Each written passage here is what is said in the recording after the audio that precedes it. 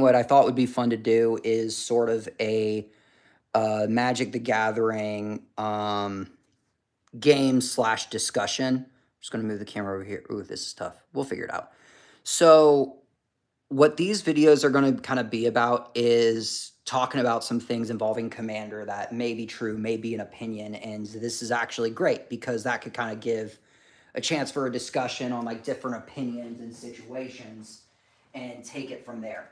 So to start, every commander has its strengths and weaknesses, and part of that could be determined by a player's experience with that commander, their knowledge of that commander, and there's a lot of things people will say. Like let's say these are all different people and they're coming to a play table with others that they've never met before, saying, "Hey, my name is this." Oh, I see you're playing that deck. I've never played against it before. Or, oh, you're playing that deck. I heard stories. Like, I don't know if I like it or not.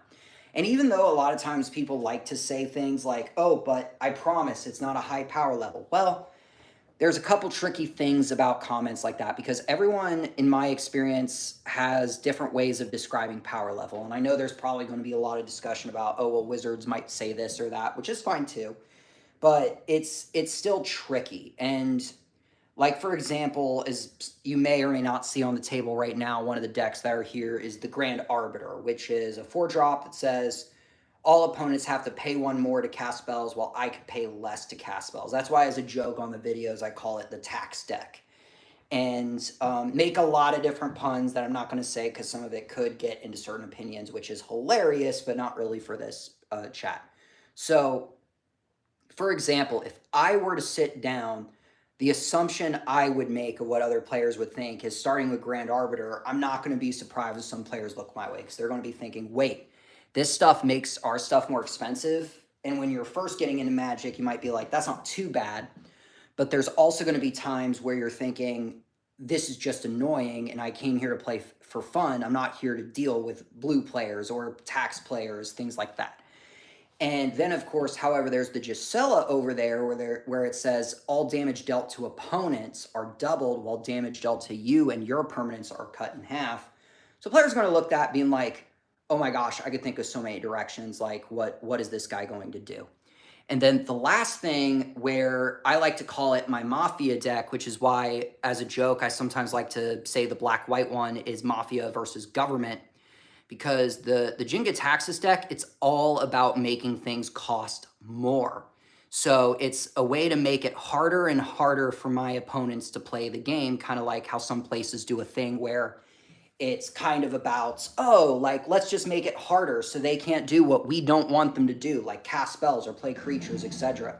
But the Mafia deck is one of the ones that's sort of on the opposite side, where they're going to be paying life instead of doing things, which can sometimes make it really difficult.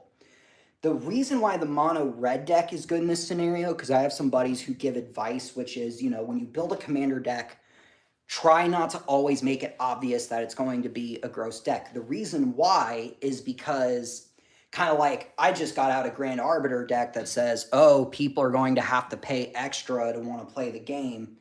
So naturally, there's going to be a lot of people coming after that player because they don't want an annoying time. So that's something to consider when you're deck building, and so on and so forth. So that's kind of why in this, I'm going to kind of do kind of like what I do on the shorts, which is a simulation, but kind of share what I'm thinking is likely going to happen versus what's not going to likely happen depending on the scenario.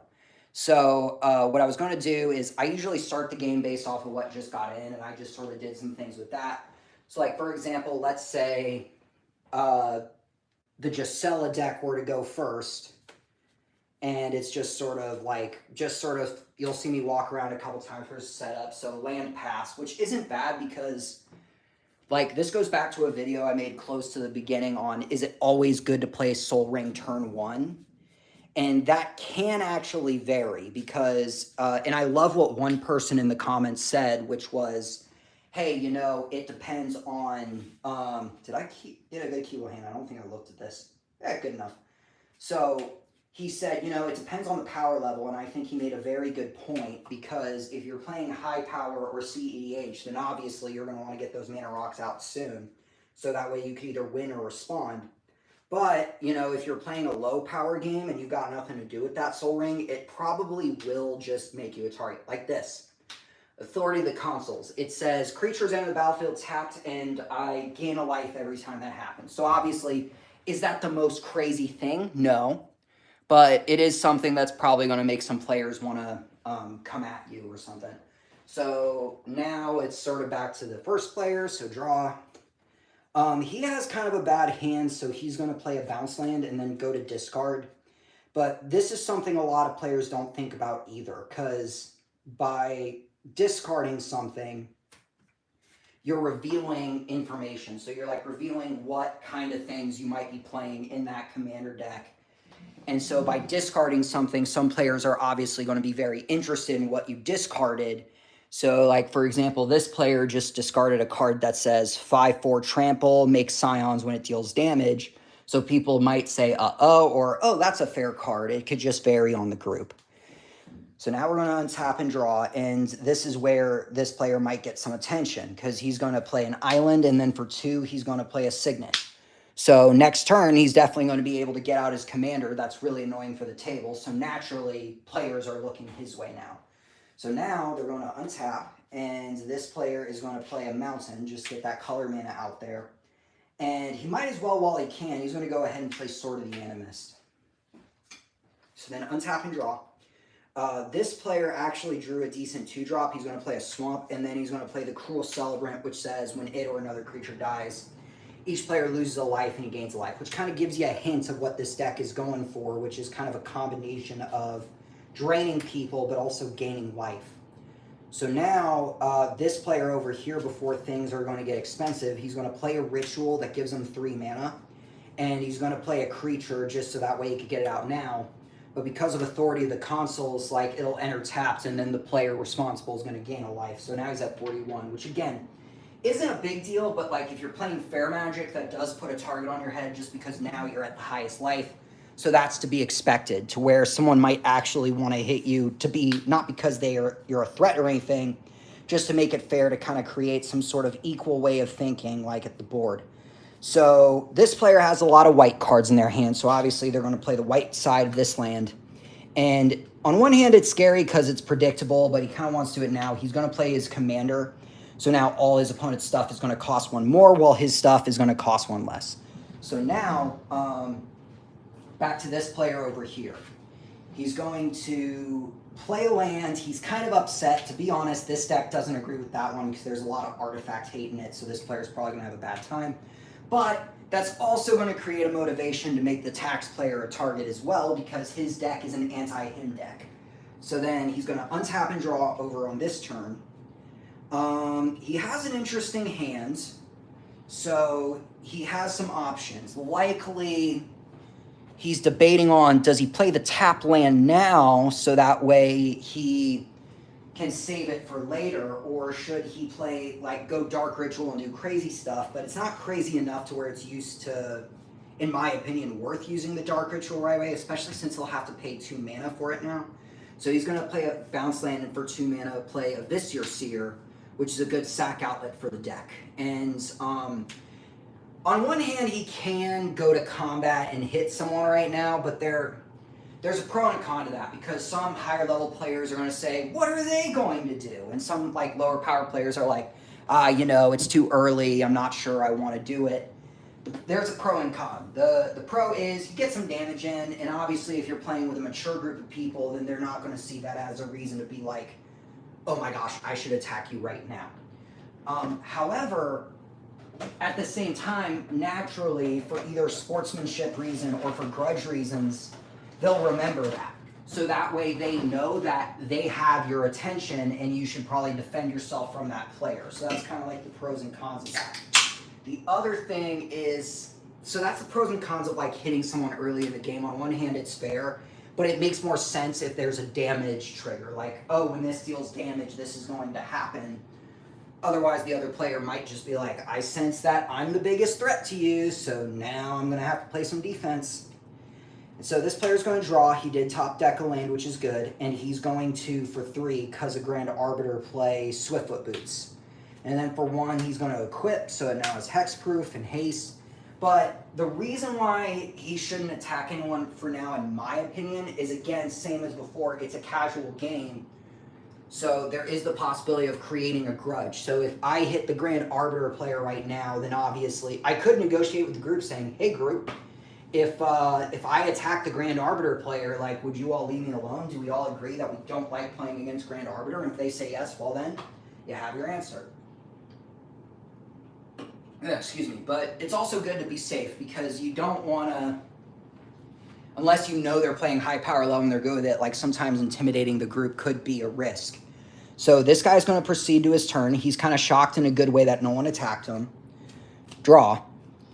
And then he's going to start by playing a land. So he currently has 5 mana and his stuff costs 1 less. But if they're multicolor, it'll cost 2 less because they're separate wordings and they're not worded together, which I could explain sometime in the future if people want me to.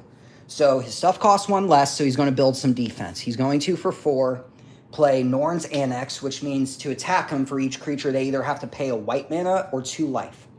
He's also going to stay on guard because he does have a Path of Exile in his hand. So what some players, when they first get into Magic, do, they get excited and they're kind of like, oh, I'm going to use the Path of Exile to the thing I know is scary right now. But if a player plays something scary, it's not always about like just getting rid of it off the bat, because for all we know, how do you know that that card's coming to you? It could sometimes also mean that the player just simply doesn't want to hit you, but someone else. But if you path their stuff right away, then obviously they're going to come at you. So it's good to play the waiting game. It's an instant for a reason. You could kind of make it so that way you could either A, just sort of wait your turn and see if they come at you and then do that, or make them a deal. But in the beginning, it might be too early to just say, oh, I'll path your stuff because I see it. You know, just wait a second. You know, there might be something else going on. So then it's next to this player. He's going to play a land.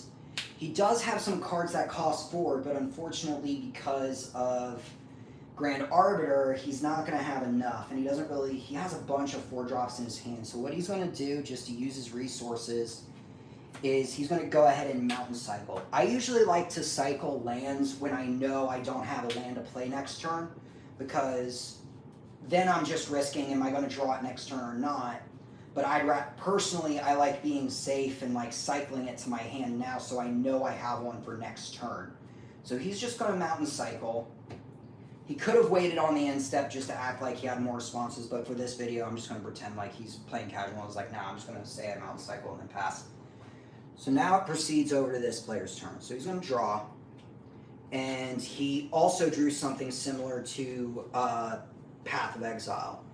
So he does have a flip land in his hand, but he's actually going to play Reliquary Tower because he's going to wait to see what color he needs more.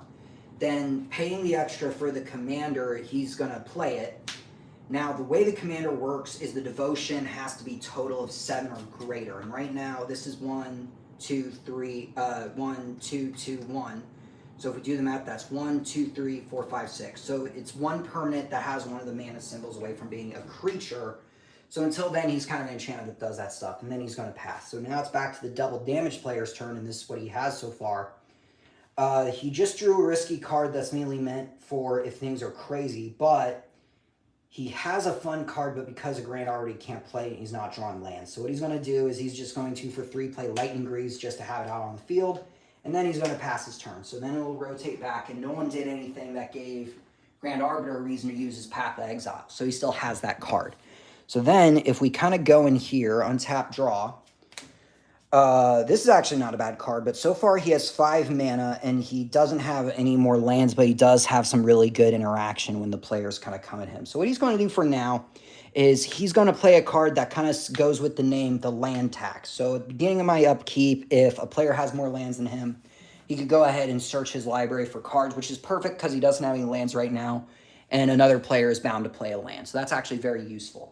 So then it'll proceed to this player's turn, untap, draw. He's going to play, he would normally play the tap land, but he of course wants to play other things, so he's going to play a land. And different players are different, so he's going to have some fun. He's going to, for 4, play his Tremendous Orc, and then he's going to attempt to activate the ability. Now, He's already going to pay the cost of the ability, so he's going to go down to 37 life, about to make a red mana. There's a decision that, because of course it goes in priority order. He's tapped out, he has nothing, he has some things. So this is where he has to think. Does he want to wait a couple times, because he does have to pay 3 life to do it each time?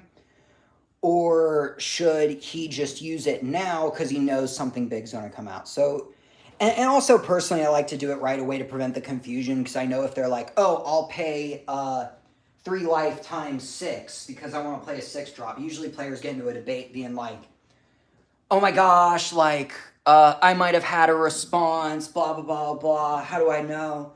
So to kind of cut that, I'm just going to say, hey, after the first response for 1, I'm going to attempt to... Well, let's just say for 2, because all stuff costs. I'm going to attempt to generous gift the card he's going to use to, like, make a lot of mana. Of course, he could respond by paying more life if he does have a response, but his hand's kind of showing it that he doesn't. So it's going to die, and he's going to get a 3/3 token, which, of course, is definitely... That's the thing about generous gift. Like, you kill it, but if able, there's obviously going to be a target for that, and that's the person responsible. So now it's going to move on to this person's turn. Ooh, but the other downside is it does enter tapped and 2 creatures enter tapped. So he does, this player, gain 2 life, which is good. If I pause because I'm drinking water, I was talking, you know, I talk a lot. So draw. This guy's pretty flooded. So he has 2 options. He could go ahead and use the Dark Ritual to play one of the stuff he has right now, or wait. He's actually going to wait because things are pretty expensive. So he's just going to be on the safe side and pass. So then we move on to this player. Hopefully he draws a land because he's pretty mana screwed. He's going to play a tapped land, which doesn't really help too much. And for now, he's just going to go ahead and pass the turn, just to keep his defense up. The next player, he does have some responses, but he's going to choose not to use them right now. So he's going to untap, upkeep. Does he want to get more land? And the answer is yes, because he doesn't have any land in his hand to keep up. So he's going to, it says, look for 3 basic lands. So I think for now, since most of the stuff is white, he's going to get some plains. But he's also going to go ahead and search for an island, just in case, because you never know. You might need that combination of lands. So right now, he's going to shuffle.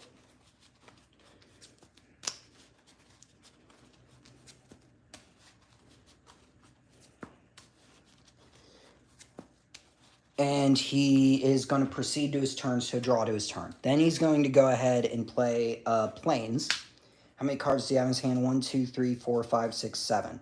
Now, this will put a target on his head, but in fairness, there's not really a lot of stuff around that would show why he would not do this. So he's going to go ahead and, for 6 mana, because it costs 1 less, play Approach of the Second Sun. When you cast Approach of the Second Sun, you gain 7 life, so this player is going to go up to 47. And then it'll go 7th from the top of your deck. The reason why I run this in here, I'll explain in a second. 1, 2, 3, 4, 5, 6. And this will be card 7. But that also is a reminder to not use land tax, because then you will have to shuffle your deck, so you don't know if you're going to get it in the meantime.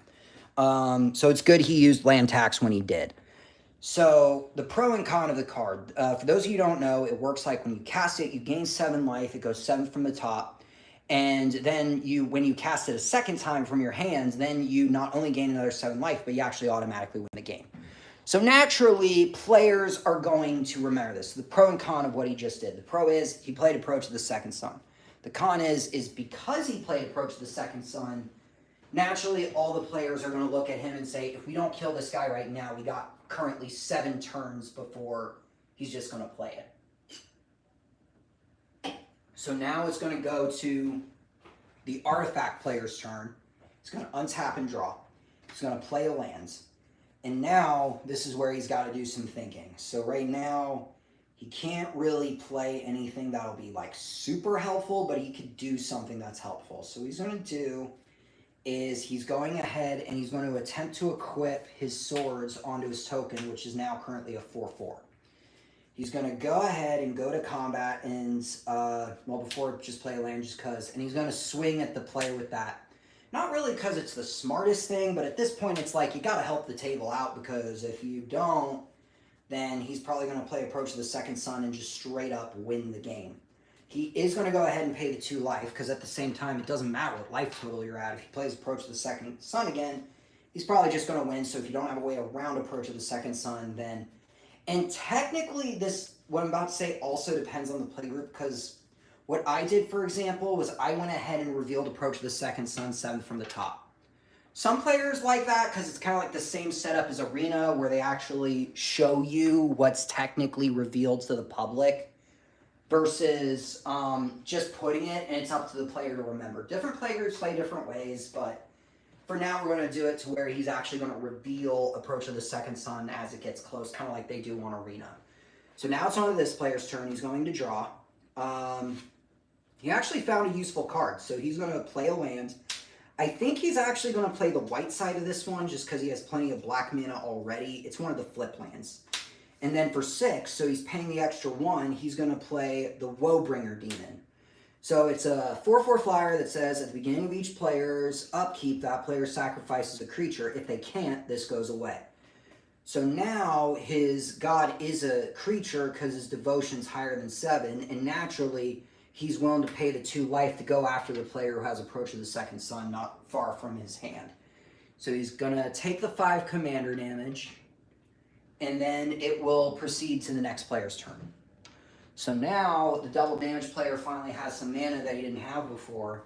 So we're going to see if that makes a difference. He did draw another land, but there's tapped. He is going to do something to help the table, and this is where it's good to say, hey guys, I'm actually doing something to help the table, so don't yell at me for this, but we're going to try it. I'm going to pay the extra, and I'm going to play Disrupt Declan. And for those of you who don't know what it does, it goes all creatures that my opponents control. And I like it in this one because it doesn't have to be a source I control. Players could hurt each other for double damage as well. So now everything is goaded, and because it's goaded, I know nothing's coming at me, so I'm going to openly swing 3 at the Approach of the Second Sun player, putting him down to 35.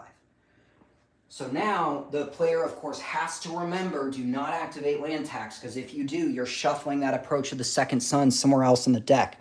So what's going to happen now is he's going to untap. He's going to draw. He has some response in his hand, but he's going to have to wing it. So he's going to play a land. And he's going to, for 4, play Isolation Cell. Now, a lot of people forgot what this card does. I'm playing it mainly because it's fun for me and annoying for everyone else. So whenever anyone casts a creature spell, they have 2 options. They could either pay 2 life or 2 mana. So that'll make it so it's harder for them to pay mana because, of course, that's a lot of life. Now, my commander is goated, but unfortunately... Oh, you know what? I actually did a misplay. He actually has... And this is why it's good to remember this stuff. Luckily, that's one of the great things about having multiple players is they can remind you.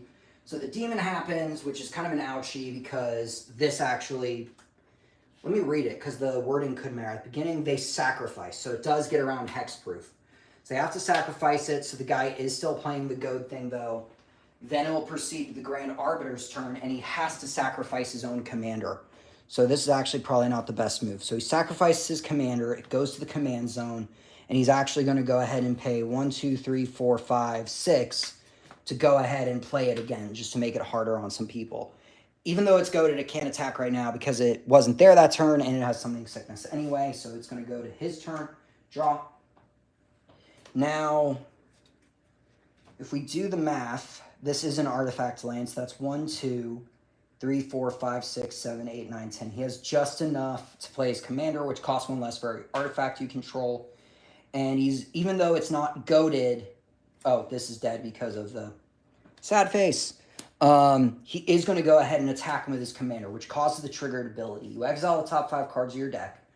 1, 2, 3, 4, 5. You choose a card, and it gains affinity for artifacts till end of turn. The others just stay exiled, and that's the weakness of this deck. So none of these will be good enough to cast, so they all just exile. But luckily, the Approach of the Second Sun player over here is still going to take 5 damage. So with that, well, actually, this is where it gets tricky, because he has 2 options. He could either use the path now to go ahead and get rid of something crazy going on over there, or he could use it on the commander. But honestly, there's a couple tricks he could do in just a second. So he's going to say, I'm going to let that go through. Don't forget, though, you have to pay 2 life to get through me because of my artifact. So this player is also at 33 life now. So then, proceeding to this turn, untap upkeep, he has to choose something to sacrifice. So currently he has 2, 3, 4, 5, 6, 7, 8 devotion. So he's going to choose to sacrifice his Vizier Seer, so his god's still a creature, which will cause a couple triggers. The first one is Cruel Celebrant, which is all opponents take 1 while he gains a life. So that knocks them down a little bit more and him back up. But then his commander's ability happens. So Athreos does this thing where every time a creature you control dies, you target an opponent, and they either have to pay 3 life or let the card go to your hand. The strategy with this deck is to always target someone with the lowest life. Why? Because even though that seems like a D move, it's sort of to pressure them into deciding whether or not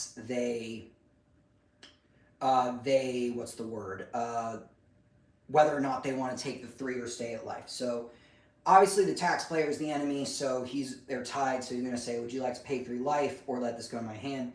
He's going to say, let it go to your hand, because in his opinion, that's not really much of a threat to him. However, and I forgot this is, he couldn't have done that. So he's actually at 17 life. We're going to back up a little bit because it turns out that that would have entered tapped, and that would have entered tapped. So he actually goes up by a couple life as well.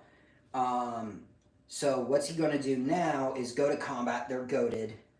So they're all going at the tax player with the approach second stone. He's actually going to do a response before combat. Say, whoa, whoa, before combat. He's going to go ahead and pay 1, and then he's going to go ahead and path to exile the demon. Why the demon? Well, 2 reasons. One, it would have died next turn anyway. Actually, that's a good point, because there's a debate. He could either take out the demon and make it so that way his commander can't attack, or do the commander, because the demon's going to die next turn anyway, because the next player has nothing to sacrifice. So that comes down to a debate. Do I care more about stopping myself from taking damage, or do I care more about him losing his god and his other creatures? So I think what he's going to do is, personally, I would still aim for the demon, because he has Approach of the Second Sun coming anyway. So as long as he lives to do it, he'll be fine. But that could be very debatable, not going to lie. So there's no really wrong answer to that, in my opinion. So he pathed the demon, so his god doesn't have enough devotion to be a creature, so it can't attack this turn. So now the player over here is going to do a thing where it's like, okay, I've done that. What do I do now? What's in my hand? I got 6 mana. He still has commander out.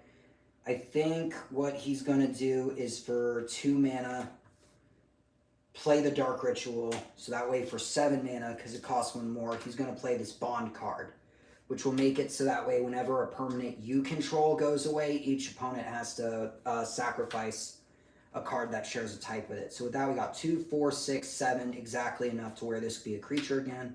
But luckily, since we passed combat, he doesn't have to attack. So now we go back to this turn, untap. Not bad of a draw, but 1, 2, 3, 4, 5, 6. He's still 1 short from really playing most of his stuff. So he unfortunately can't be a help and just has to pass. Now it'll go back to Grand Arbiter's turn. So untap and draw. So he drew a land, so he's going to play that lands. There's nothing that says he'll have to sacrifice something anymore, which is good. So he's going to go back to the original plan and just go ahead and play this card. Doesn't ever tap, nothing happens, and nothing's goaded anymore, so he's just going to pass. So he's going to untap and draw. There's no way to have to sack something, so that's good. He's going to play a lands, and he's going to go to combat. Or actually, maybe he shouldn't go to combat, because he does have a lot of really good artifacts in his hand. And if he plays them, then he might get something better. So he's going to do for 3, play Foundry Inspector, which enters tapped. Oh, or should I say 4? So now his artifacts cost 1 less again, but 1 more. So he actually doesn't have enough mana to play the next thing we were thinking about. So instead, for 5, he's going to go ahead and play Karn the Living Legacy. So with the Living Legacy, he's going to plus it to make a token that could tap for mana as long as it's something that does involve casting a non-artifact spell. So he's going to go ahead and plus it. It's going to enter tapped. And the other player already gained another life because, of course, but again, this goes back because there's a tricky situation. Like on one hand, if this guy attacks, he'll be all tapped out. But on the other hand, we're dealing with an approach of the Second Sun player. So the guy's going to say, okay, I still go my idea. I want to attack you for 5. Will he respond? Why not? He's going to attempt to play the Teferi's Protection in response. So he's phased out until the next turn. So Teferi's Protection is there. The player does still get his attack trigger, so he's going to exile the top 5 due to his commander. And luckily, because all his stuff is phased out, he can play his stuff the normal way again. So he's going to take this Mirror and then go ahead and play it for free because it gains authority for artifacts. So now all his artifacts can be played at flash speed. So now it kind of goes back to this player's turn over here. However, it does enter tapped as well, so it'll give this player another life, and then draw. So land for turn, he doesn't have to pay the extra anymore, which is nice, so he's going to play Viscera Seer again. He can't, however, attack that player, but he's going to go ahead and just attack Karn because even though it's helpful, that's still a Planeswalker. It could be considered D-move, so if you all think that, go ahead and put that in the comments. But at the same time, even if we kill that player, we don't want to just give it to another one. But there's a downside. He is going to choose to pay 2 more mana because of that artifact that says whenever you play a creature, if you're not yourself, you have to pay 2 life or pay 2 more mana. And it's one of those, if you can afford it, you might as well. So then it's going to go over to the double damage player's turn, who's been having some mana issues, but might actually have a change of game because of the fact that the tax player is phased out. So for 6 mana, he's going to play Sun Titan, not Inferno Titan, pardon my French. He's going to use that to bring back this creature that was just sacrificed a bit ago. He's going to, for 0, equip it with Lightning Greaves. And just so that way he could... Oh, they do enter tapped, however. This player does gain 2 more life, so he can't attack on it, but now it has Shroud, which is nice. Then he's going to pass his turn. So we'll go back to Grand Arbiter / approach of the Second Sun player's turn. So untap and draw. He's going to play a land and for 2 mana play the classic Rhystic Study. And then he's going to pass the turn because he's hoping to pressure the people to like let him draw into approach the Second Sun some more. So he's going to untap. Oh, and they pay 2 more life to attack him. And then this player is going to draw. He's going to play lands. He's going to go to combat. And he's going to pay 4 life and have both of these go at the approach of the Second Sun player's turn. So he can't really... What he is going... It's a tough call because he could play this, but it's probably not going to help all that much. So he... As much as he hates it, he's just going to take the damage. So on attack trigger, though, 1, 2, 3, 4, 5... He's actually going to choose to take the Chaos Wand, and these will stay exiled. And he's going to take 8 more damage and go to 28. Costs a bunch less, and then for 7, or actually exactly 6 because of that. So 1, 2, 3, 4, 5, 6. Costs 1 less, so that doesn't matter. He's going to pay the 2 extra mana and 1 for the Rhystic Study. So that's good. And he now has a Wormcoil Engine, which is nice. And so he could have flashed it, but why not? And so now he's going to pass. So then we'll proceed to this other player's turn. He could do some interesting things to get around what the tax player is doing, but there's not, I don't see a need for that at the moment. He drew a removal spell, but not one that will help right now. So I think for now, he's just going to attack with his commander.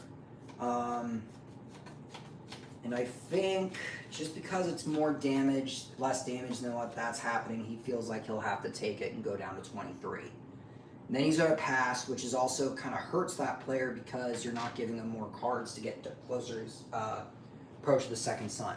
So then untap and draw. This guy, he is...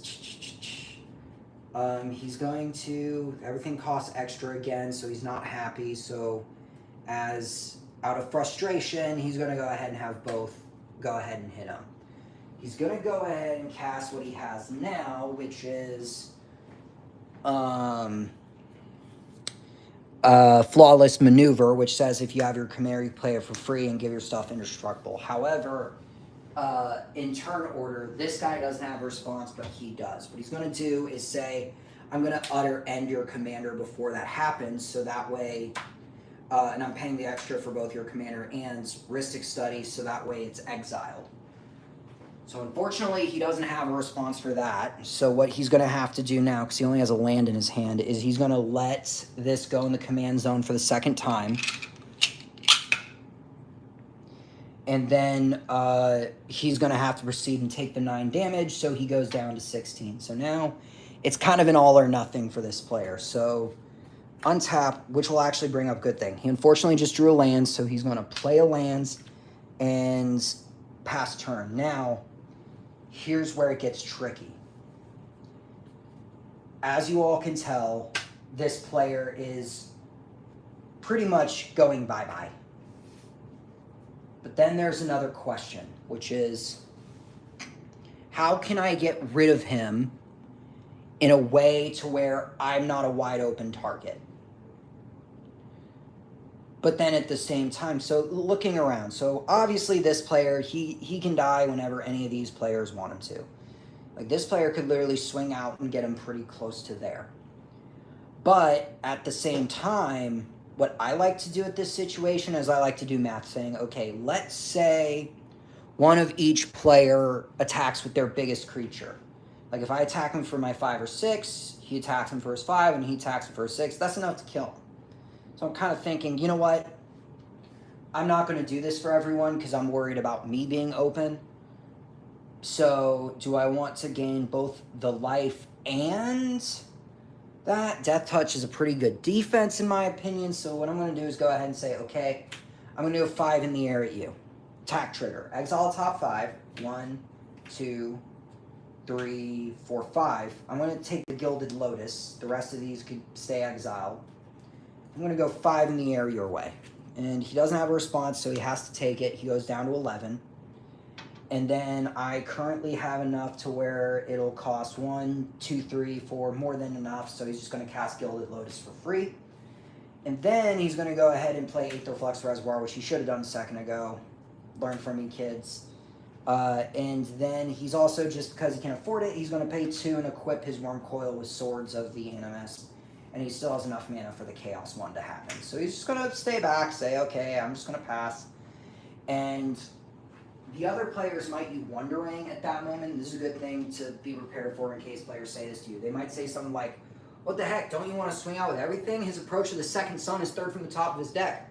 Which actually reminds me, so here's another mind game strategy. So here's what I would do in this situation, and some people are really going to disagree with this in the comments. I'm going to say, you know what? No. I'm not paying extra for any of the 2 spells I played. Oh, okay, 1, 2. Approach the second sun is next on the top of the deck. So players are obviously going to say, dude, what are you doing? Like, this guy literally has his approach to the second sun on the top of his deck. So if he doesn't die next turn, then he wins. And do you know what I would say to that? I would say, you're exactly right. So I'm counting on you. Go ahead and take care of him. Because now the other players are kind of in a forced hand situation where they can't just say, oh, but now you're getting scary, so I'm going to attack you. Now the other players have to attack the guy with approach of the second sun, because if you don't attack the guy with approach of the second sun, then you lose. And so the other players might grovel and be like, dang it, now I have to do it? Now I have to? Well, yeah. Now, here's the other gamble. There is a chance that some of the players will actually let him win. So that's the pro and the con of the strategy I just described. On one hand, you might have just made it to the other players felt like they have to kill him. But at the same time, you're also making it to where the players now know, okay, you're not on our side, so now we might just want to let him win and deal with you. So it could vary. It all depends on the play group you're with. So obviously, they're doing the strategy where I'm thinking, okay, I have to go for it. I'm going to pay a white mana and go 5 at you. So now this guy's down to 6, and I forgot that this guy lost 2 more life because he attacked him. So now he's just going to pass the turn. And now it's all up to this player right here. He's going to untap, he's going to draw, and he's going to do exactly like what the other player predicted. He's going to pay 1 and finish him off. That player's dead. So that player's at GG. 1 down, 2 to go. So second main, he's going to then, he has 5 mana now, thanks to that. He's going to go ahead and play 2 for, he's going to play the God of Victory, which is not a creature yet. He is also going to pay 1 to go ahead and equip this, so that way his creatures are harder to touch. So that's going to be his turn, so it's going to move on to the red player since the tax player is dead. So untap, well, on the end step, this guy is going to activate the Chaos one, which for those of you who don't know what it does, for 4 mana you tap it, and target player reveals so they hit an instant or sorcery. So I'm going to choose this player because it's clear he's playing a lot of removal. So they have to reveal so they hit an instant or sorcery, and the next card he would have gotten was Damnation. So now I have a choice. Do I kill all the creatures, or do I want to kind of give a chance? And as weird as it sounds, I actually like the idea of destroying... No, that would be a bad idea because then I have sack stuff. So he's just going to let that until in turn without paying, then put the exile card. So he's going to choose just to let that go back to the bottom of his deck because he doesn't want to touch that. Then this guy's going to proceed to his turn. So he goes to his turn, untap, draw. He's going to go to combat, decide who he wants to hit and how much defense he might need. So right now, none of them have flying, which is good. However, this guy clearly has a trick up his sleeve. He has a sack outlet. So he could always sack something and make each of us sack a creature. So what he's going to do for now is stay on that player's better side and then go 5 in the air over at the double damage player. The double damage player doesn't have any choice but to take it. So they're going to take 5 commander damage. And then he's going to exile the top 5 cards of his deck. And what do you know? That's a Blightsteel Colossus. So what he's going to do is he's going to choose Blightsteel Colossus. And it will currently cost 1, 2, 3, 4, 5, 6, 7, 8, 9, 10 less. So he's going to pay 2 mana to play a Blightsteel Colossus. Because all the tax stuff is gone. So he plays that. He's going to gain 1 life off of Aetherflux. He's then going to, for 2 mana, play Mindstone. He's going to crack the Mind Stone, draw a card just because he's still pretty good on mana.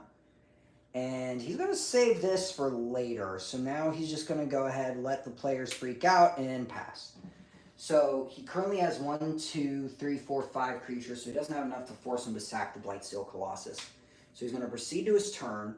He's going to play a land that's also a sack outlet, and unfortunately that's all he has, so he's going to pass. So now he's going to go over, the double damage player is going to go over their turn and know that there's some drama between them and the other one. So for now, 1, 2, 3, 4, 5, 6. He doesn't have enough to play his commander still. So what he's going to do, just in case he does draw his commander next turn, is play the dragon. So this dragon says when it deals damage, collect evidence X, and then deal X damage to equal to the amount of the total explore evidence, collect evidence cards that you did. So he can give it haste, but honestly, he could kind of give a handicap, so I think he will do that. He's going to move the equipment over, that's right, it'll enter tap. So it enters tapped, he can't do it. This guy gains a life. So now he's going to go to combat, though, and kind of make this guy make a decision, because he's going to attack him with a 7-4 Menace. 7-4 Menace Indestructible his way. The Blightsteel does have Infect, but in exchange he's going to have to lose something. So he's like, you know what? I'll double block with Blightsteel and the Mirror. So he's going to choose to kill the Mirror, and his god goes away. So that's at least one less artifact to have to worry about. Because of the Infect damage. This guy's dead, so then on his end step, he's going to Chaos Wand the same player, because he knows that player has stuff that's more useful to him right now. So he's going to reveal top, lands, creature, lands, artifact, creature, lands, planeswalker, creature, a board sweep. So he chooses a number between 1 and 13, and then all players have to sacrifice. That would actually be really bad for him, because no matter what he chooses, because of the other enchantment, he'll have to sacrifice twice that many. So he's like, hell no. I'll just let that go back to the bottom and then proceed to my turn. So he's starting to feel like maybe this deck isn't as helpful to him as he thought. So now he's going to untap, then he's going to draw and go to combat, but he's really scared because of what the other player can do. He's actually going to, as harsh as it sounds, I think in this case, he's actually going to choose to swing all at the double damage player. And there's a reason that I'll explain in a second. He's going to have his commander and that go that way. He's going to exile top 5 cards, 1, 2, 3, 4, 5. He's going to look at the top 5, and he's going to choose Sunbird's Invocation as the card that he could cast this turn. This player, he's going to double block the Blightsteel to prevent at least 3 of the Infect. So now this person has 3 poison counters and had to use up his whole board. And, or actually, he's going to prevent 3 of it and keep this on so he can bring it back next turn. But now he's at 3 Infect. Sorry, he's at 8 Infect. So now he has to be extra careful. Actually, yeah, it doesn't matter. He's just going to block both of them. And then he's going to take 5 commander damage. And then on the second main, for 1, he's going to go ahead and play Sunbird's Invocation so he can start storming off. Aether Flux happens, he gains a life. And then for 4, he's going to cast this, or for 3, because the tax player is dead. He's going to gain 2 life, go to 38. And then he's going to pass. So then it goes back to his turn. He's going to draw, see what he could get. He's going to get Avenger Endale, which is an interesting card. But he literally has not a lot of other things he could do. So he's going to pass, goes to this player's turn, draw. He has a land, so he can finally play his commander. And he's going to attempt to go 6. Well, this enters tapped.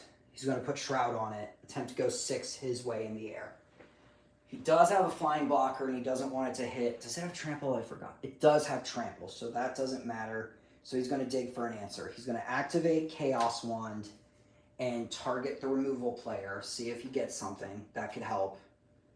He's going to choose to cast this for 0, just that player can't have it. That's too good.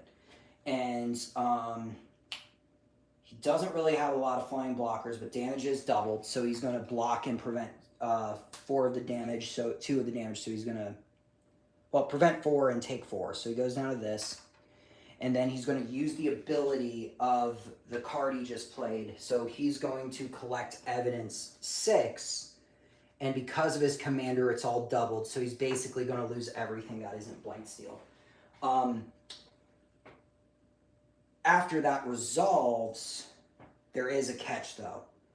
So, first, all of these die.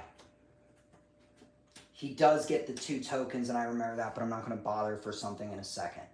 So, other trigger, there's a lot of triggers, so this might be an interesting part. So, these 3 die. So, there's 3 triggers there. So, each opponent's going to lose 3 life. Lose 3, and then he's going to gain 3.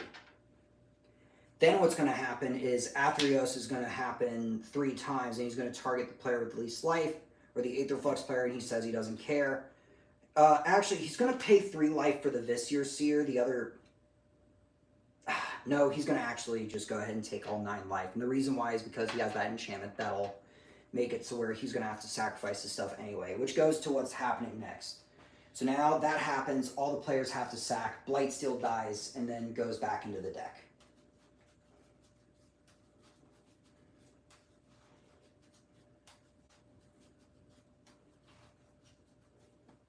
So that was the pro and con of what that player just did. So now, but he's alive. So like otherwise he probably would have died next turn. So now this will cost an extra, and this will cost an extra 2. When I say extra, I of course am referring to the extra 2 commander tax. So that's all he can do, but he saved himself for a turn. So now it's going to move over to this player's turn. He's going to untap. He's going to draw. And he's going to play the card he was holding on to. He's also going to pay the artifacts on purpose. He's going to, for 5 mana, play Scrap Mastery. It's like Living Dead, but for artifacts. So all players exchange the artifacts they have on the field. This isn't exactly what it does, but just to kind of give a shorter version. It exchanged all the artifacts on the fields with the ones in the graveyard. So he's going to get all these gross guys back. And that card's actually pretty fun. People talk about, a lot of newer player commanders talk about him, and I actually love him, so I'm glad they do. So now all these creatures are back. I should have done the Sunbird really quickly. 1, 2, 3, 4, 5. Nothing. He's going to go ahead and use this to float 5 mana. The rest of these will just go to the bottom, so he's floating 5 mana. And he's going to use 2 of it for cycling, then 3, 4, 5, 6, 7, because it costs 1 less. He's going to go ahead and cast them now just for fun. Bullish, the Iron Golem, 1, 2, 3, 4, 5, 6, 7, 8. He's actually going to go ahead and cast Dance with Calamity. So now, to make it faster, I'm going to shuffle the deck once and cut it each time. Some players like to do that just so that way they don't feel like they have to shuffle it each time. So the way this card works is every time you decide to, you shuffle it and then reveal a top card. You could choose to try it again, but if it hits over 13, then it cancels. So 7, I'm going to risk it one more time. 9, do I want to hit or am I going to bust? 13's the limit, so I'm going to risk it. 0, I'm going to risk it. So that's 9, 11, obviously I'm not going to risk it. So I get to cast all of these for free now too. And this also gives me a bunch of mana. So now I get 1, 2, 3, 4, 5, 6, 7, 8 more mana. So I have 8 more mana floating. Mirror Battlesphere happens, so I get 4 tokens. I don't have the tokens on me, but I'm going to go ahead and like put them down right here.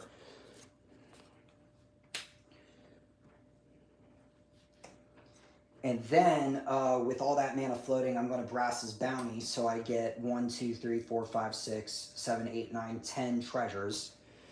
So I get 10 treasures. It's going to say these are treasures right here for now. And then I'm going to go ahead and crack this, draw a card. I'm going to crack this, draw a card with you next turn. And then I'm going to pass the turn. So basically, oh, shoot. So these all enter tapped. 1, 4, 1, 5, 6, 7, 8, 9, 10, 11, 12. So this guy's going to get 12 life. So he's going to go to 63. So it might be harder to kill this player.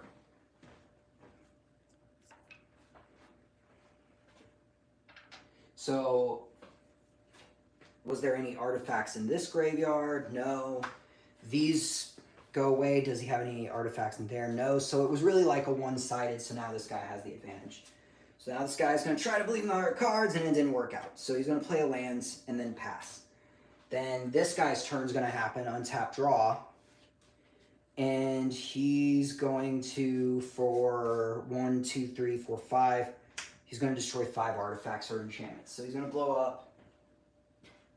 I would say approach the second sun. Because it's artifact or enchantments, right? Yeah. So he could blow up 5. That's 1, 2, 3, 4, 5. And then he's going to go ahead and pass turn. At least he slowed him down. So now he's going to proceed to his turn. And then he's going to draw for turn. He's going to, for, let's see, his stuff. Basically, he just has to pay red in the commander tax, so he's going to play his commander again. Enters tapped, he gains a life. But then he's going to go out, and, well, land, and then he's going to go out. So 2, 9, 13, 19, 21, sorry, 22. So this guy will go down to 4 life. And because of the life link, he's going to go back up to 28 life. So then he gets another treasure, so he's at 11 treasures now. But he doesn't really have any good cards in his hand to play, so it'll proceed this guy's turn. Let's see if he top decks. All he's got is a Burnished Heart, which doesn't really help this scenario. So now, because even if he sacrificed it, he could sack an artifact, which in this case would be a treasure. So he's going to play a land, and now he's going to go ahead and for 4, try to board sweep again and play Storm's Wrath. So that'll deal 4 damage to all creatures. This is going to die. He's going to let it go to his hands. Trigger, he's going to have to sacrifice a creature. So he's going to sacrifice one of these. Actually, no, it doesn't work that way because 4 damage, so that will kill pretty much everything but the Wurmcoil. Then he's going to have to sacrifice a creature, so he's going to sacrifice Wurmcoil and make 2 Wurmcoils. But the other die trigger will be we all wheel, so we discard our hand and draw 7, which also helps this player because he was low. Oh, the commander does die. 2, 3, 4, 5, 6, 7. Discard hand, draw 1, 2, 3, 4, 5, 6, 7. And then discard, and that actually also got rid of something he might have wanted to use. 1, 2, 3, 4, 5, 6, 7. So see what he gets. Does he get anything more useful? He's going to, for 2, play Arcane Signet, and then play a land for turn. Then for 3, play a Boros Ramp, and then he's going to play a Basilisk Collar and pass. So obviously, this guy wants him gone, so untap, draw. He's going to play a land for 0, play a Tormod's Crypt. Just for fun, he's also going to play a Blood Moon, and he's also going to play this and another 0 drop. So far we got 0, 1, 2, 3, 1, 2, and then 1, 2, 3, 4, 5, that's more than enough. So 1, 2, 3, 4, 5, 6, 7. So everything but the Power Stone. Well, we could also technically pretend the Power Stone was like for that. Play his commander, go to combat. He's going to kill him with the tokens, and he's going to attempt to finish this guy off. Well, not finish him off. Oh, it enters tap. Gain a life, finish him off, he's dead. So now it's just 1v1 between these two. So now this guy's got to figure out how to make a comeback. So he's going to draw. He has a pretty useful card right here. So what he's going to do... Oh, he has a whole hand of removal. So land... I think I know what he wants to do. For 1, 2, 3, 4, 5, 6, 7. I know Blood Moon's there. He's going to play the Debitor's Kneel, which is an artifact that says, beginning your upkeep, you can take a creature from any graveyard and put it on the battlefield under your control. He's also going to go ahead and for 1, 2, 3, play Facilitate, and he's going to kill his commander again. So his commander is now going to cost at least 9, even with his ability. So then he's going to, for 2, play Thought Vessel just in case. And I think for now he's actually going to say pass, so that way his guard could still be up. Because he could handle either the lifelink or the death touch guys. So he's going to go back to his turn, draw. He's going to play a lands, and then for 1, 2, 3, 4, 5, 6, 7, 8, 9, he's going to replay his commander. Enters tapped. He gains a life, goes to 67, and for now he's actually going to pass because he doesn't really have any options. So this guy's getting kind of in a bad situation, so we're going to untap. He's going to, for 1, 2, 3, 4, 5, play Solitude, which is a creature that says when it enters he could sword something, so he's going to sword the commander again. So now it's 4 times it's been going away, and he gains 5 life, so it goes back to 33. And then what he's going to do is go ahead and swing his commander his way, and he's just going to chump block it with a creature he doesn't really need. And then second main, he's going to go ahead and for 1, 2, 3, 4, play Vindicate Vampire, which means he gets even more value off of things. Oh, and on the upkeep, he's actually going to bring back his Wormcoiled Engine, but on his side. And then for 4, because technically the actual one was in the graveyard. And then he's going to pass. So now he still has the 2 tokens. He's going to draw. He's going to play a land. And basically this guy's going to scoop at this point because all he has is those 2 things, and he just knows ways to like make him sacrifice, tap it, and just finish him off. So because of all the synergy of things tapping and he's benefiting, even though the other players were going off, it was actually him who ended up winning the game.